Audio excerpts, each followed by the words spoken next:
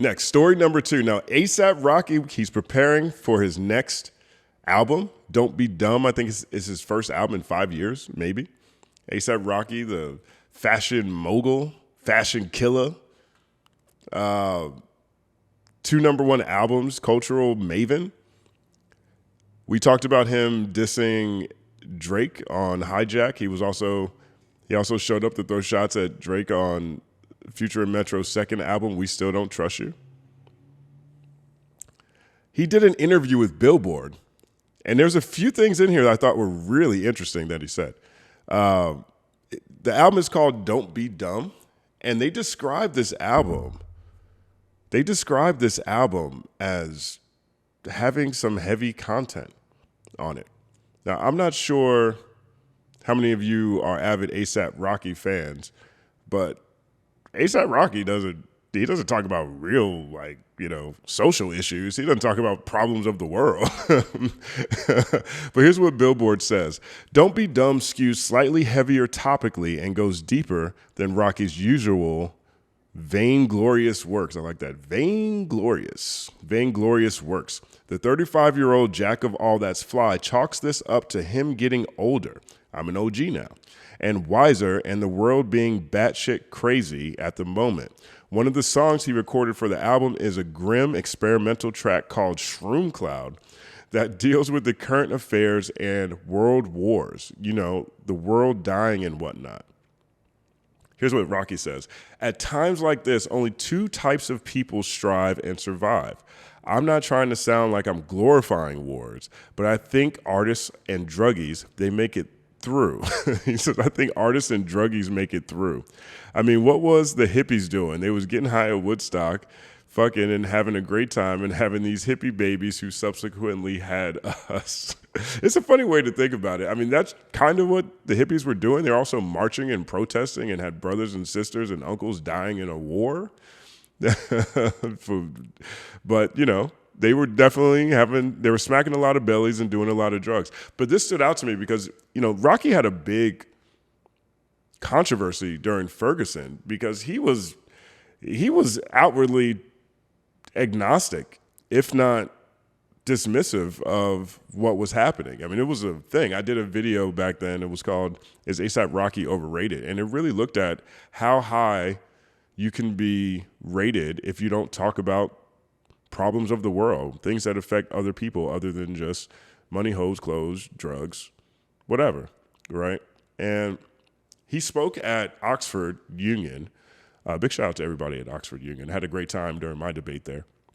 Big shout out to Dan Carlin too, man. Dan made a funny meme of me from my Oxford Union debate, and then me listing off Sexy Red's awful lip gloss titles.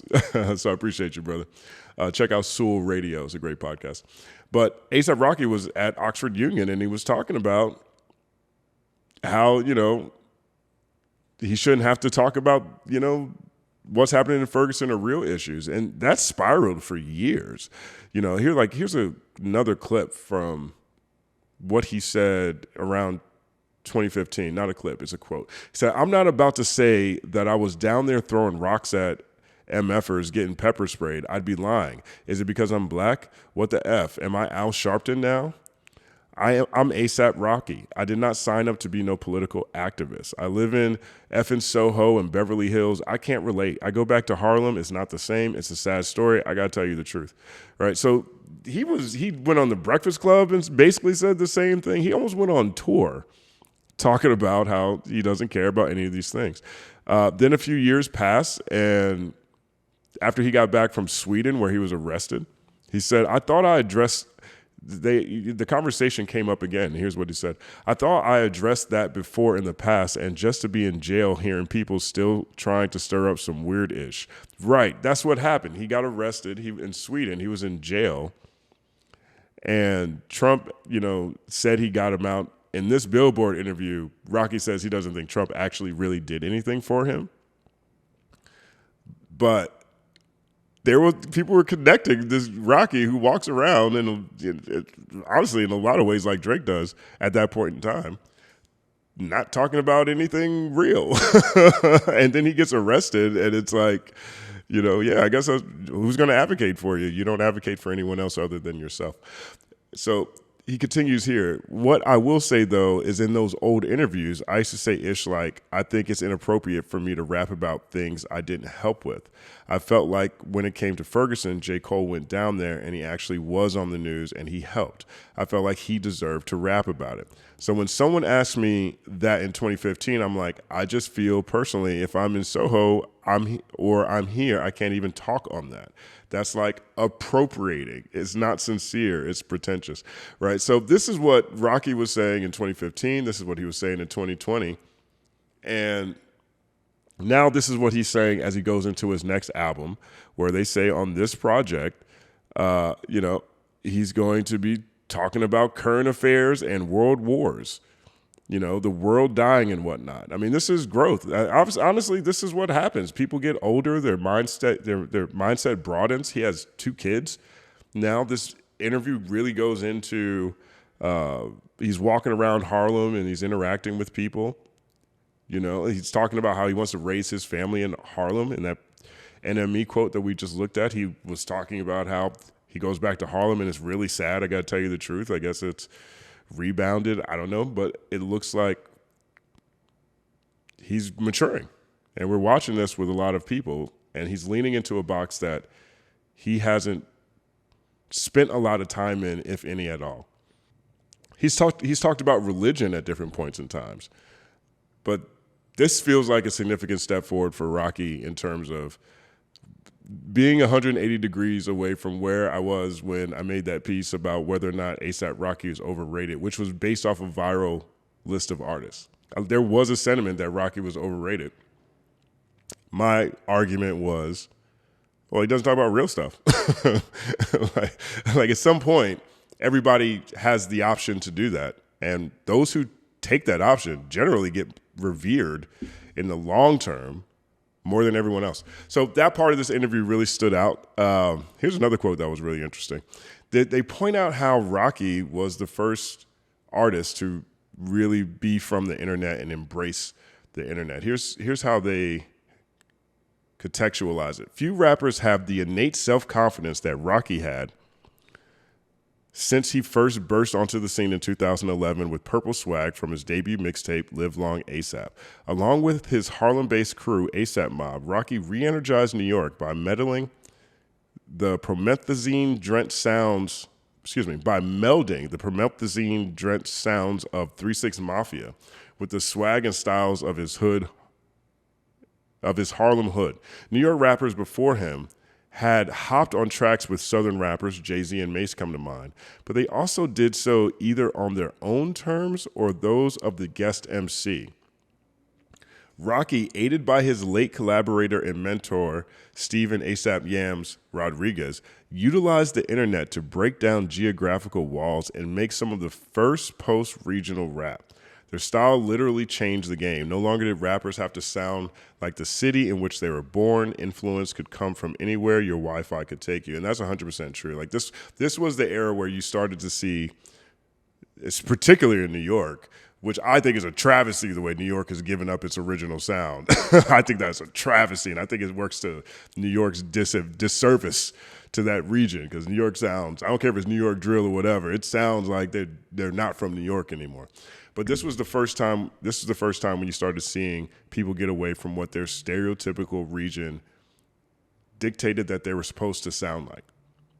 And, Rocky was taking Bone Thugs and Harmony, he was taking Houston, he was taking Memphis, he had some New York swag on it, some Harlem swag on it, and he created his own thing, which became really fresh. But we were just talking about this the other day with Tyler, the Creator. Tyler was talking about how Ian is appropriating Future and Gucci Mane in Atlanta, and it's insulting. Part of the argument with that is everybody's from the internet.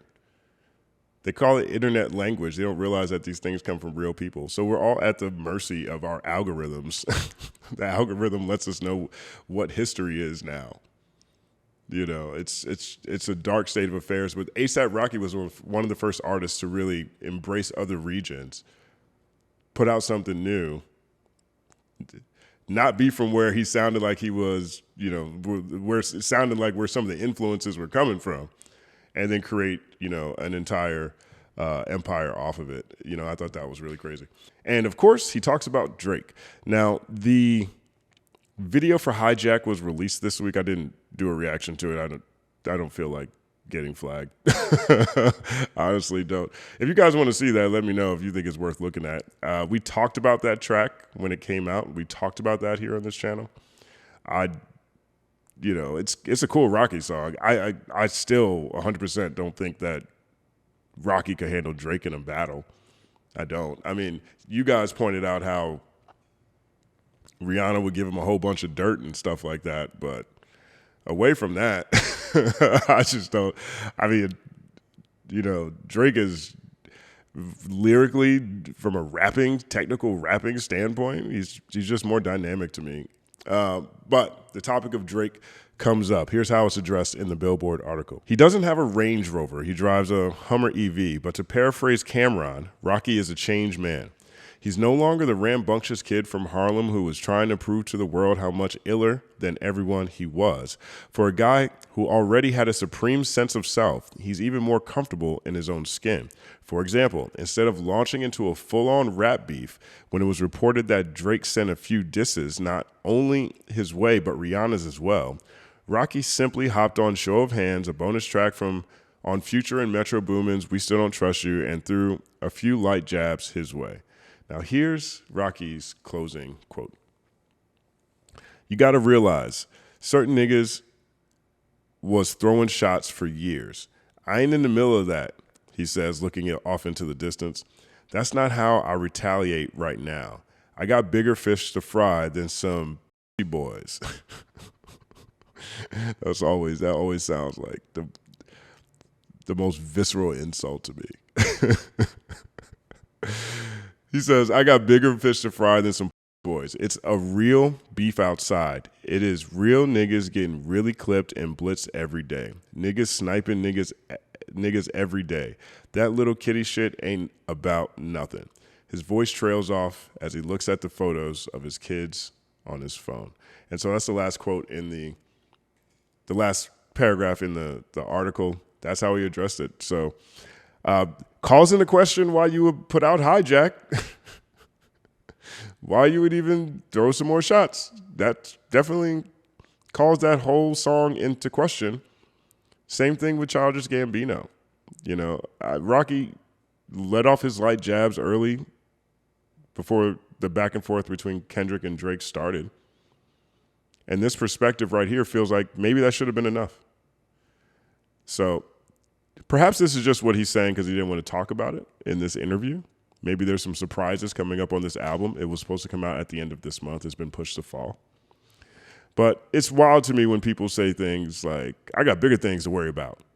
And then they're still dissing. We'll see what happens. I'm not sure how I feel about Rocky's quote on that, considering he just released a video for the song too, so he's pushing the song.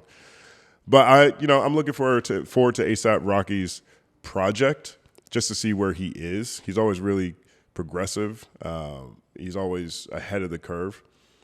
So Rocky's a pretty good litmus test for seeing where the future might be. Let me know what you guys think about ASAP Rocky. If you're looking forward to his project, some of the things he talked about in this Billboard conversation, I'll put a link in here if you guys want to check it out and read it. It's really well written. It's an immersive editorial. My name is Justin Hunt. Like and subscribe to the channel. Follow at The Company Man on everything. It's all happening.